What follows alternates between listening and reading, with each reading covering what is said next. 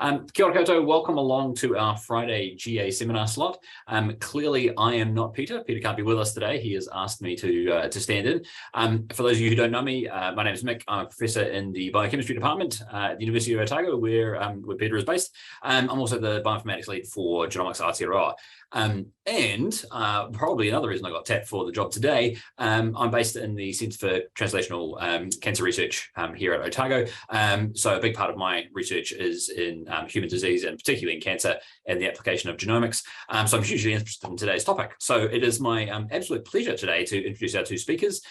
We have two speakers joining us from Australia. We've got Professor Zornitza Stark from Victorian Clinical Genetics Services and Kirsten Boggs from Sydney Children's Hospitals Network, which is not easy to say.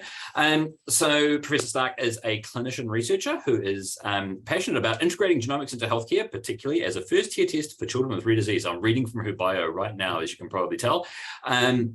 So she's a clinical geneticist based in Melbourne, and Kirsten is a certified senior genetic counsellor based in Sydney. Both of them have been working as part of Australian Genomics, which, unlike Genomics Aotearoa, is very much a healthcare-focused initiative in Australia.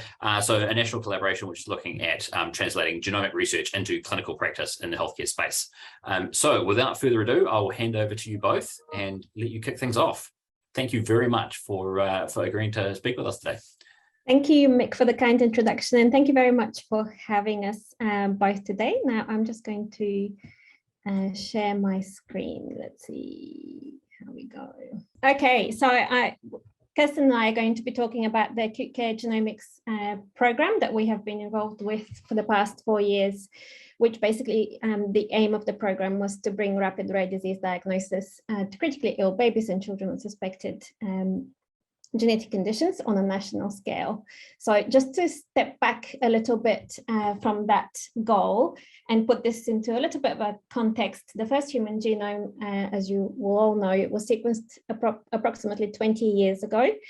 So that took over 10 years and billions of dollars, US dollars. And that was roughly the time when I finished medical school. And at that point, it certainly did not seem at all feasible that one day this would be a test that we would be using as part of routine clinical practice.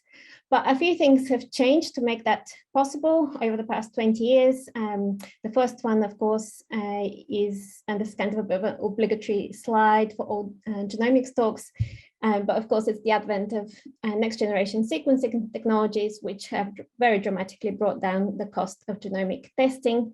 And even though it still remains pretty expensive, it is actually within the realm of other medical interventions. The other thing that next generation sequencing technologies have done is dramatically reduce the time that it takes to sequence a human genome. So from that initial over 10 years, the current world record actually stands at 7.5 hours, and that was achieved earlier this year using nanopore technology. And the third thing that's been really important that you alluded to in your introduction are these government investments that have occurred on a global scale, with many governments choosing to make very significant investments into genomics, and particularly the implementation of genomics into healthcare. And the three main areas that those investments have targeted have really been rare disease, cancer, and infectious disease, as we think that's where the technology is most likely to produce healthcare gains at the moment. And we in Australia have been particularly fortunate to see fairly major investments, both at state and territory level, and also nationally through the Australian Genomics Health Alliance. So why do we care about rare disease? I'm a pediatrician originally by training, so I very much care about children and rare diseases. So rare diseases are individually rare, but collectively common, and they affect 1 in 17 individuals. Most of those are in fact children, so 80% of children. And in fact, rare diseases account for 30% of babies currently dying in the first year of life. Generally, it takes a long time to get an accurate diagnosis of a rare condition, usually more than 5 years. And what many families describe along that tortuous journey is seeing many specialists, having many investigations, and often receiving many erroneous diagnoses along the way. And what's even more heartbreaking is that less than 5% of rare diseases currently have a treatment. So obviously 5 years is too long to wait for a diagnosis in any circumstance, but sometimes time really matters. So particularly in intensive care units, time is of the essence. So 5% of neonatal intensive care unit admissions are thought to have an underlying genetic condition. Intensive care units are expensive places, so usually it costs about 4,500 Australian dollars just to keep the lights on per day. And in this sort of environment, clinical decisions are made in minutes and hours and not really months and years, which is what genetics is really used to. So for genetic and genomic information to be useful in this environment to guide clinical care, the results really need to be delivered on the sorts of timescales that our intensive care colleagues work on. So this is what we have been trying to do in Australia on a national scale for the past 4 years. So the Acute Care Genomics program has been running since 2018. We have had around $10 million worth of funding, primarily from the NHMRC and the Medical Research Futures Fund, as well as a number of philanthropic organizations. And with that money, we have built a national network. So we recruited from all the states and territories, including all children's hospitals in Australia. In a nutshell, here are our results. So over a period of 4 years, we provided testing to 450 critically ill babies and children. In the first 2 years of the program, we used whole exome sequencing. And in the last 2 years, with the additional funding that we had from the MRFF, we switched over successfully to whole genome sequencing. Throughout the program, we have managed to very consistently provide reports in under 3 days. So these are clinically accredited reports, and the time is measured from when we receive the samples and consents in the laboratory to when the report is actually issued. And very consistently, our diagnostic yield has stayed at just over 50%. So when we set out to pilot a national approach to providing rapid diagnosis, we had lots of research questions. The first one really that we focused on was how do we deliver results in under 5 days, and how do we do that consistently on a national scale? We were also interested to answer questions which patients should be tested and what should the clinical service delivery model be. We were quite concerned about putting a complex technology into an environment that's already very stressful and emotionally charged. So how do we best support families to provide meaningful consent, and how do they overall experience the process?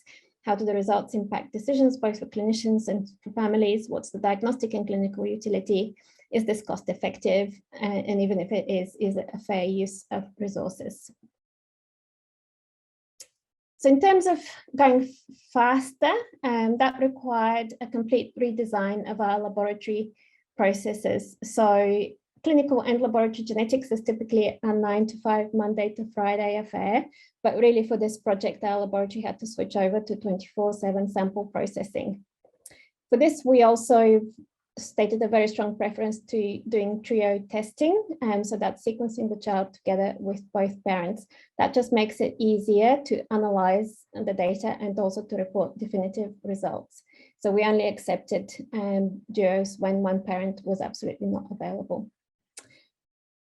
The way genomic testing is set up usually in laboratories is to have every step of the way batched, so that the laboratory waits for a large number of samples to be available at each step to be run together. So that usually contains the costs. But for this project, we decided to do away with sample batching. So if our laboratory received a sample late on a Friday afternoon from a single family, those samples were run over the weekend without waiting for the machine to be full. We invested in the best available sequences and also in a bioinformatics pipeline, the Dragon pipeline, which is specifically designed for speed. And long before Zoom was a thing, we switched all of our analysis to be done using virtual on-demand meetings, which also allowed clinicians from all over the country to join those analysis meetings and contribute. And of course, rapid reporting at the end. And you'll see all the little dollar signs beside each one of those steps. So clinical genomic testing is probably one of the most expensive tests in our healthcare system. Usually costs between $3,000 and $5,000, depending on whether you're doing a singleton or a trio. This type of testing, delivering it consistently in under 5 days, costs $15,000. So it's not a trivial amount. But what we have been able to achieve with that revised process is a very consistent turnaround time of just under 3 days. And our laboratory here in Melbourne, BCGS, has never gone over that target of 5 days to clinical report. And those are calendar days, so it includes working on the weekends. And these sorts of turnaround times have been described as addictive by our clinical colleagues, and huge kudos to our laboratory team for achieving this. And our lab team is led by Associate Professor Sebastian Lank. So we published the diagnostic and clinical utility outcomes of the first 108 patients that were tested through the program a couple of years ago now in JAMA, and you'll see just over 50% received the diagnosis. And in those who received the diagnosis, 75% then subsequently had a change in management. For the majority of patients, that meant that subsequent investigations and specialist referrals could be targeted to their specific condition. It is very important to recognize that many of the conditions that we diagnose are not just extremely rare, but they're also life-limiting and disabling. So the definitive diagnosis in a number of cases has contributed to very difficult decisions by families and treating teams to redirect care towards palliation. But in a significant number of patients, it also contributed to being able to access life-saving medications that are expected to completely alter the course of their condition. Something else that we were a little bit surprised by was that negative results also resulted in changes in management. And usually what that meant is that the treating team was swayed away from thinking this was an underlying genetic condition to perhaps thinking about other environmental causes. And being able to deliver results very consistently within a very short period of time actually gave treating teams the confidence to hold off and avoid a number of tests, including invasive lung biopsies and liver biopsies. These are not trivial tests and have a significant morbidity and mortality, particularly in critically ill children. And I'm just going to share one patient story, and Kirsten's going to talk about a couple of other families, but this was baby Levi, who was born after a normal pregnancy, but unexpectedly developed seizures on day 3. These were difficult to control. So this is a quote from his mum. "It was a terrifying time watching your baby have multiple seizures a day and at times turning blue and holding his breath." We were able to provide a diagnosis of KCNQ2 related epileptic encephalopathy, which resulted in a change of medications. So this particular type of epilepsy responds to a medication that's usually not the first or even second or third choice for babies. So he became seizure-free in 3 days, and his development is normal so far. And he's one of 7 babies with this condition that we have diagnosed through the project nationally. And actually most of them are doing much better from a developmental point of view than would be expected for this condition. So we were very interested in providing a very broad evaluation of the program. And obviously, besides diagnostic and clinical utility, the other thing that we were very interested in is ascertaining the views of families about this type of testing. So we did this through surveys and through interviews, and this is the results of our surveys, which were published a couple of years ago again in Genetics in Medicine. So most families thought that a rapid time to result made a difference. And I've just put some illustrative quotes that were left for us as free text. "There was so much angst waiting for results, and this is compounded by caring for a very sick child. Having the test come back quickly lifted an incredible weight and stress from our shoulders. Many of these conditions are extremely rare, and there might not be another family affected by the condition in Australia. So people often spoke about how important it was for them to contact people around the world looking for help. And those connections can actually be really important for families. Obviously, the families where the child received a life-saving treatment were extremely grateful. But we were actually surprised that the biggest group of families who left free text comments, and often quite extensive ones, were actually the families whose child or baby had died. And they all talked to us about how important it was for them to have that definitive diagnosis and make that incredibly difficult decision with some degree of certainty about the prognosis. So it was important for us that our child didn't suffer any longer than he had to, which meant not unnecessarily prolonging his life.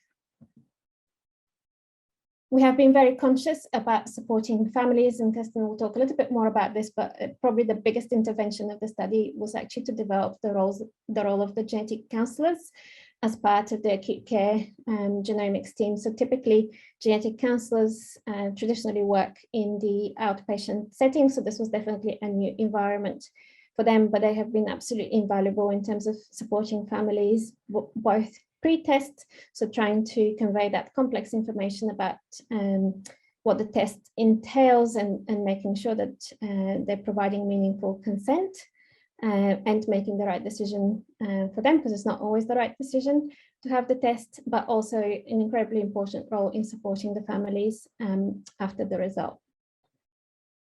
We also rolled out, so for example, you'd probably know that usually information about research projects and research consent tends to run to many, many pages. So for most Australian projects, that would usually be a document that's over 20 pages long.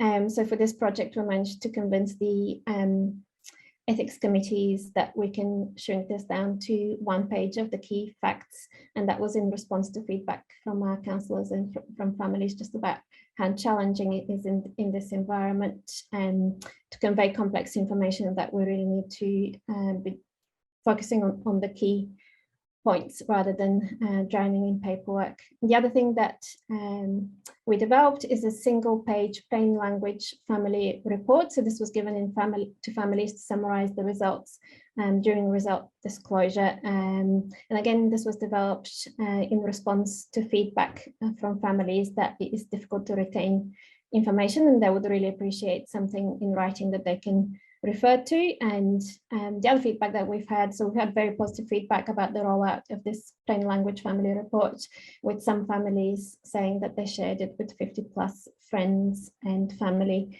who were asking about updates about their child and what was wrong. We have also, as part of this project, taken a very structured approach to implementation and worked with a group of implementation scientists. You'll see that's a picture of Steph Best in the corner. The study was designed to move really through 3 stages. In the first stage, the focus was very much on determining clinical efficacy and effectiveness and try and develop some understanding of what the barriers and enablers are. The middle part of the project really had equal attention paid to clinical effectiveness, but also to implementation strategies and how do we support the broader rollout of this intervention. And really now we're at the stage where our main focus is on implementation. So the project has required a lot of systems change all around the country. So how do we bring along multiple hospitals around the country to do roughly the same thing and be part of this national program? So lots and lots of communication, education, and formal onboarding of sites. We had a fantastic team of project leaders and champions at each one of our recruiting hospitals. We put a lot of time and effort into developing patient selection guidelines and to guide referrers, particularly from the smaller centres where the patients may be few and far between that are eligible for this type of testing. A lot of attention paid to logistics, particularly given Australia's size. It's no good turning out a result in 3 days if it takes 10 days to get the samples. We also put a lot of work into having really transparent feedback on outcomes between the clinical and laboratory teams, so everyone got to learn collectively from the experience. And we made very heavy use of technology to enable efficient workflows, in particular electronic test ordering and electronic consent, which were really invaluable during the COVID pandemic here. So, you know, in Melbourne, our genetic counsellors were not allowed on site for a period of about 10 months. So they did all of the consents for these families who were in intensive care online, often with only one parent allowed in the hospital at any one time, and the other parent often in the car park or at home. So what works in terms of successful implementation? We conducted a number of interviews towards the end of the project to better understand barriers and enablers. And again, this was published last year in Genomic Medicine. So things that really stood out are the relative advantage of this type of testing over all other types of testing. I can't see why it wouldn't be useful. I can't think of a situation where you wouldn't want to know the result that quickly. So that's very much the attitude from the intensivists. Having implementation leaders was highlighted as being important. It's been a huge undertaking for the lab people as well as the clinical people. And I think the whole process of the Australia-wide leadership team, that's been incredibly good. They've all been really engaged and it's moved quickly. So I've been quite impressed with it. People also talked about culture and the importance of trust. They were clearly busting their guts to get into the time frame. We got emails at 2 a.m. on a Saturday. To be able to quote that to the family was tremendously helpful, and to know, then to trust that it had actually been the case. And building lots of networks and communication, so both within individual sites, but also nationally as a network. I think it has really helped us to establish a good relationship with intensivists where we may not have had as close a working relationship with them in the past. Usually towards the end of a project like this, we go back to government to ask for it to be funded through the healthcare system. And at that point, it is, of course, very useful to have some cost effectiveness data. So to do that, we actually went back to a cohort that was tested between 2016-17 as a pilot just in Victoria, where we managed to achieve time to result of about 2 to 3 weeks. But what we had for that cohort is that it was the real hospital costs. So that allowed us to analyze what the cost savings per patient from rapid testing were and to model different scenarios. So at the top, that's what actually happened in that cohort. Children were generally in hospital for a couple of weeks before the test was initiated, and then we produced the result with a 2 to 3 week turnaround time. So that's cost saving. Genomic testing has repeatedly been shown to be cost saving over other ways of investigating rare disease patients. So even doing it with a 6-month turnaround time is cost saving, and doing it with a 2 to 3 week turnaround time is more cost saving than that, and substantially cost saving. But then we modeled what's the impact of ultra rapid turnaround time to results, and what's the impact if you were to initiate the test faster. And clearly the most cost saving option is to initiate this type of testing as early as possible and to do it as fast as possible. And we estimated that there would be an overall saving net benefit of over $10 million per annum to the Australian healthcare system if a program like this was rolled out on a national scale. And that's despite the much higher cost of this type of testing. We've been also very keen to empower the workforce. So our grant, we also invested time in developing online modules and workshops for clinicians. They were primarily aimed at intensivists, but we also had nurses, allied health professionals and genetic health professionals attending. These were completely sold out. We had to put on additional ones, and I'm pleased to say we also had some international attendance, including from New Zealand. So these were a huge success.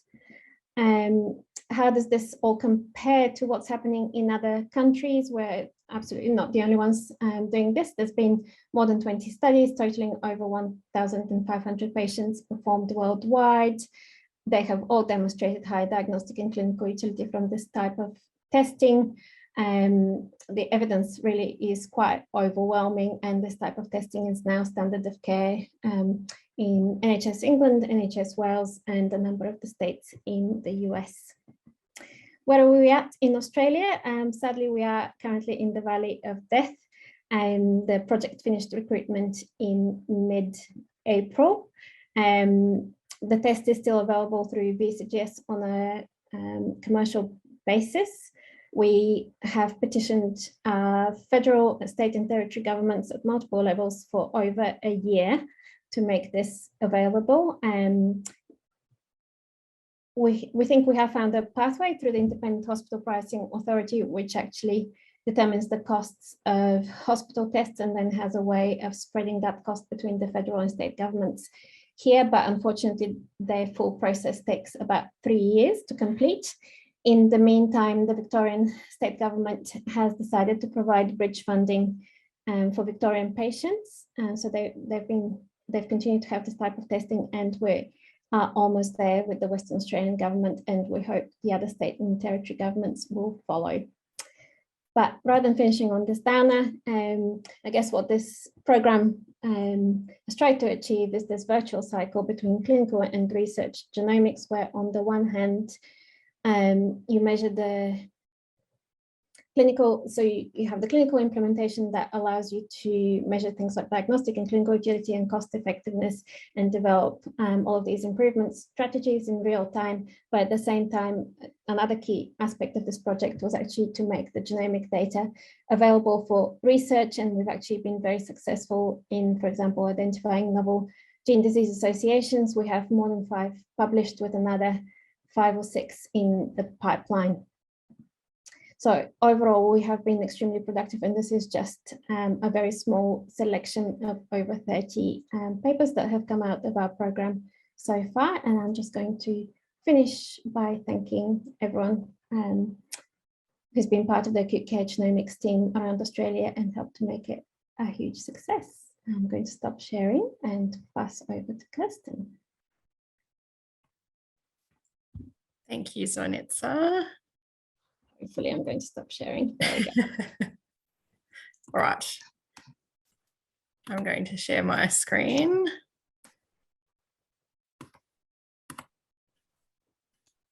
Okay, is everyone able to see that in the right way? Good.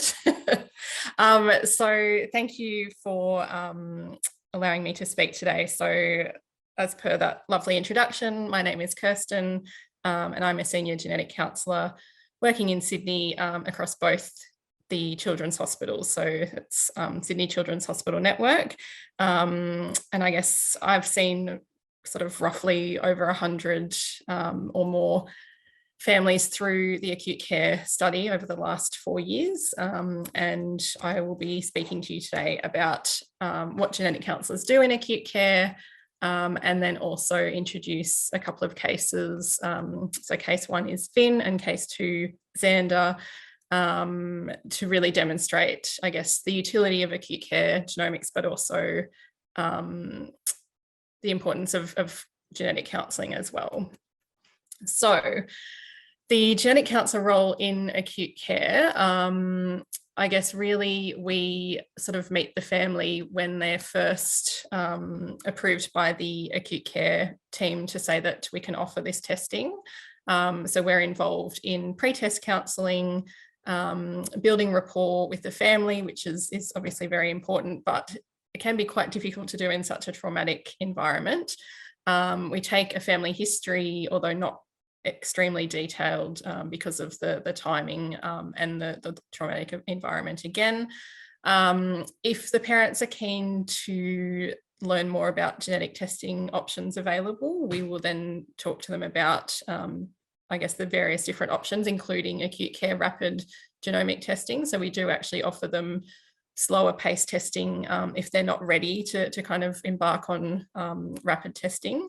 And then we facilitate that decision making about testing. So often it's about, I guess, giving families time to really process the decision. Now, a lot of the time families will just be keen for any kind of information and say yes, but there are the occasional family where we've had to, you know, give them the night to think about it or the weekend and then come back to talk more about the different options available. And in some cases, as Zornitza has said, some people have declined rapid testing for various reasons. So there's obviously lots to consider. The biggest one, I guess, is the possible outcomes of testing. And now, while obviously we are keen to find a diagnosis for the child, often it is not great news. It's often something that's at least not curable, and there may not be any treatments available. So that's, you know, can be something really full on for families to hear, especially if they've got a baby in NICU who's only, you know, a couple of days old. There's obviously insurance implications, the things like non-paternity and non-maternity, the emotional response to testing outcomes, implications for other family members, and incidental findings as well. So if parents are keen to proceed, we do e-consent. So the consent forms are all online, and then we arrange sample collection and send away. So all of that is done very, very quickly. And then we get the send aways ready to go down to Melbourne. During the testing, we do try and maintain contact with the parents if they have questions and update them on timelines. Generally, because it is so quick and they've got so much going on, we don't tend to hear a lot from the parents. They're just sort of happy to kind of let things go in the background, knowing that they'll get a result from us in a couple of days' time. With the post-test counselling, obviously we provide information about the condition and what to expect. We provide emotional support to parents and extended family. So often I've had conversations with grandparents or aunties and uncles because, you know, the parents are so in that NICU or PICU environment, you know, there's so much going on that it's hard for them to relay all the information. So sometimes I will speak to other family members to update them on the condition and what we've found. I tend to also offer connection with family support groups if it's appropriate. Now, it's not always appropriate at that time, and it might be that parents sort of embark on that journey later down the track or not at all. Often too, it can be difficult because these are conditions where, you know, there may not be, they can be quite rare, so there may not be that much information. So sometimes I'll just be literally searching in Facebook whether the gene name to see if there's a Facebook group for the families to kind of connect in. I'll also often meet with the family several times for discussions about the results, and that's because that first appointment often not much goes in, and you know, we often need to go over the information again, which is completely fine. So a lot of this stuff, genetic counsellors actually already extremely highly specialised and have unique skills to be able to offer this to families. And we do this to families, you know, going through the normal, I guess, genetic counselling pathway. But I guess those things are much more spread out. And I guess the families are less, you know, in that sort of really traumatic environment. So we do this already, but it is just that bit more complex in the acute care environment. So I'm going to share some cases with you now that I was involved in. So for privacy reasons, I've changed all the names in the cases and just changed a couple of things around for the cases to sort of remain de-identified. So case one is little Finn. So Finn is the second child to non-consanguineous parents, Sally and Brett. And they have an older son, Henry, who's 2 and is well and healthy, and they had no significant family history when we took family history from them. So Finn was admitted to NICU as on day 1 of life when he was born for multiple congenital abnormalities, including tetralogy of Fallot, which needed fairly urgent repair, so cardiac surgery. He had micrognathia, a diaphragmatic hernia, hypospadias. He had broad bilateral big toes, a broad nasal bridge, and he had 11 ribs bilaterally. So Finn's family parents were very well educated. They were both information seekers, and they're actually both psychologists. So they indicated to me that they wanted all the information possible. Interestingly, Finn's mother, they'd had an amniocentesis at about 20 weeks because that diaphragmatic hernia was detected at ultrasound, but none of the other abnormalities were detected at that point. So she had an amnio at around 20 weeks, and that was normal for obvious reasons, that they'd only done a microarray on that amnio sample. So they'd actually not really anticipated the severity of Finn's condition. They knew that he would need surgery for repair of that diaphragmatic hernia, but they were not expecting all the other abnormalities for him. So this was actually back when we were doing whole exome sequencing in the first part of the study, and they consented for rapid trio whole exome sequencing. Based on the fact that he was approved for rapid testing, the family, together with the clinicians, decided to wait for the acute care result before a decision was made on when to proceed with that cardiac surgery. So, as I said, we did the rapid trio whole exome. Back then, there was a turnaround time of about 4 to 5 days, and actually clinically was fairly stable. He was still in NICU, but he was no longer intubated by the time we got results back. So results came through showing a de novo likely pathogenic variant in a newly described gene. And I say newly described gene, it was a gene that's been around for a while, but the I guess, specific phenotype-genotype correlation had only just been newly described. And I'm actually not going to name the gene because it's quite identifiable. But it basically is a de novo change for him. And it was associated with severe to profound intellectual disability, microcephaly, bilateral hearing loss, dystonia, vision loss, and likely life limiting. So, you know, at sort of day 5, we were having a conversation with Finn's parents to say that he'd probably never walk or talk or be able to live independently. There's not a lot of information in the literature because of this new phenotype-genotype correlation. So, you know, it was really hard for us to, I guess, make comparisons with other children that had been described in the literature. You know, we weren't able to be very certain about his trajectory, other than he'd likely, you know, die quite early on from this condition. So we left it at that. And then I got a phone call from Brett the next day that the cardiac surgeons wanted to proceed with the cardiac repair, and that they needed the family to make a decision on this fairly quickly. And he asked me on the phone, I remember he said, is this a decision that we can actually make? Do we have a say in this at all? And I guess what he was really asking me was, do we have to proceed with the surgery given, you know, the potential impact of this on Finn's quality of life? So a decision was made a week later with support of the treating team. So there was us, palliative care, cardiology, neonatology to redirect care for Finn. And he actually did not proceed to cardiac repair and was instead transferred to Bear Cottage, which is our sort of palliative care unit in Sydney, and ultimately went home. So Brett and Sally were really keen for their older son, Henry, to know his brother and for them to have quality time together as a family. So Finn eventually went home and he died at home with his family around him at about 5 months of age.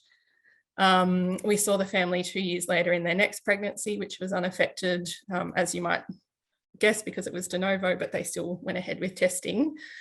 And they were able to reflect on their journey with us. So most important to them were the memories they were able to create with Finn in the short time that they had him, and that he didn't have prolonged suffering or hospital admissions.